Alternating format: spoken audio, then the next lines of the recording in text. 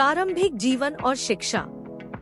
Doctor Abul Pakir Jainulabdeen Abdul Kalam का जन्म 15 अक्टूबर 1931 को तमिलनाडु के रामेश्वरम में हुआ था। एक साधारण धार्मिक मुस्लिम परिवार में पले बढ़े। उनके पिता एक नाव के मालिक थे और उनकी मां एक गृहिणी थी। हालांकि आर्थिक रूप से सीमित थे, लेकिन उन्हें सीखने में बहुत रुचि थी, खासकर गणित और भौतिकी में। अपनी स्कूली शिक्षा पूरी करने के बाद उन्होंने मद्रास इंस्टीट्यूट ऑफ टेक्नोलॉजी (मिट) में एरोस्पेस इंजीनियरिंग का अध्ययन किया, जो एक वैज्ञानिक और नेता के रूप में उनके बाद के करियर के लिए एक कदम था। एरोनॉटिक्स में करियर। 1957 में MIT से स्नातक होने के बाद कलाम रक्षा अनुसंधान और विकास संगठन DRDO में शामिल हो गए। उन्होंने शुरुआत में एक छोटे होवरक्राफ्ट को डिजाइन करने पर काम किया। हालांकि मिसाइल विकास में उनके बाद के काम ने उन्हें भारत के मिसाइल मैन के रूप में पहचान दिलाई। भारतीय अंतरिक्ष अनुसंधान संगठन (ISRO) में कलाम के काम ने उन्हें एरोनॉटिक्स में अग्रणी के रूप में स्थापित किया, जहां उन्होंने भारत के पहले उपग्रह प्रक्षेपण यान SLV में महत्वपूर्ण भूमिका निभाई, जिसने 1980 में रोहिणी उपग्रह को सफलतापूर्वक तैनात किया। भारत के मिसाइल मैन। डॉक्टर कलाम ने भारत के मिसाइल विकास कार्यक्रमों में अपने महत्वपूर्ण योगदान के कारण भारत के मिसाइल मैन की उपाधि अर्जित की। उन्होंने अग्नि, भारत की पहली मध्यम दूरी की बैलिस्टिक मिसाइल और पृथ्वी सतह से सतह पर मार करने वाली मिसाइल जैसी परियोजनाओं का नेतृत्व किया।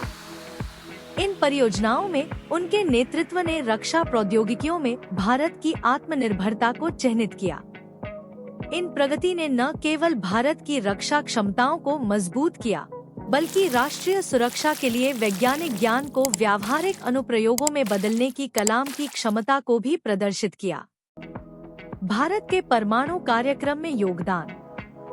APJ अब्दुल कलाम ने भारत के परमाणु हथियार कार्यक्रम में महत्वपूर्ण भूमिका निभाई, खास तौर पर 1998 के पोखरण परमाणु परीक्षणों के दौरान।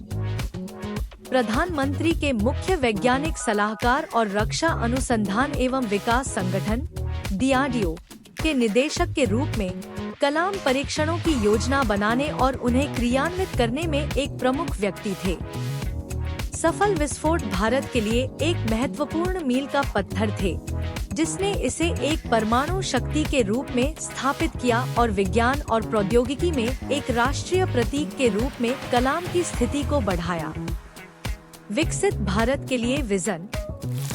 डॉक्टर कलाम का विजन विज्ञान और प्रौद्योगिकी से आगे बढ़कर वर्ष 2020 तक भारत को एक विकसित राष्ट्र के रूप में देखना था। अपनी पुस्तक India 2020 a vision for the new millennium में उन्होंने कृषि, शिक्षा, स्वास्थ्य सेवा, बुनियादी ढांचे और IT जैसे प्रमुख क्षेत्रों पर ध्यान केंद्रित करते हुए एक व्यापक योजना की रूपरेखा तैयार की। कलाम भारत की युवा क्षमता का दोहन करने और विकास और समृद्धि को गति देने के लिए तकनीकी प्रगति का लाभ उठाने में विश्वास करते थे। उनके विजन ने लाखों भारतीयों को एक आत्मनिर्भर और आर्थिक रूप से मजबूत राष्ट्र की दिशा में काम करने के लिए प्रेरित किया। भारत के 11वें राष्ट्रपति। APJ अब्दुल कलाम ने 2002 से 2007 तक भारत के 11वें राष्ट्रपति के रूप में कार्य किया। उनके चुनाव को राष्ट्रीय जनतांत्रिक गठबंधन (NDA) और भारतीय राष्ट्रीय कांग्रेस दोनों ने समर्थन दिया था, जो एक दुर्लभ घटना थी जो उनकी व्यापक अपील को उजागर करती है। पेशे से वैज्ञानिक होने के बावजूद कलाम के कार्यकाल की पहचान शिक्षा, युवा सशक्तिकरण और राष्ट्रीय विकास पर केंद्रित थी। लोगों के राष्ट्रपति के रूप में जाने जाने वाले, उन्होंने अक्सर छात्रों और नागरिकों के साथ बातचीत की, नवाचार, देशभक्ति और नैतिक नेतृत्व को बढ़ावा दिया। युवाओं के लिए शिक्षा के पैरोकार और प्रेरणा स्रोत। डॉक्टर कलाम का शिक्षा और युवाओं से गहरा नाता था। अपने पूरे करियर के दौरान वे शिक्षा और नवाचार के माध्यम से छात्रों के सशक्तिकरण के प्रबल समर्थक थे।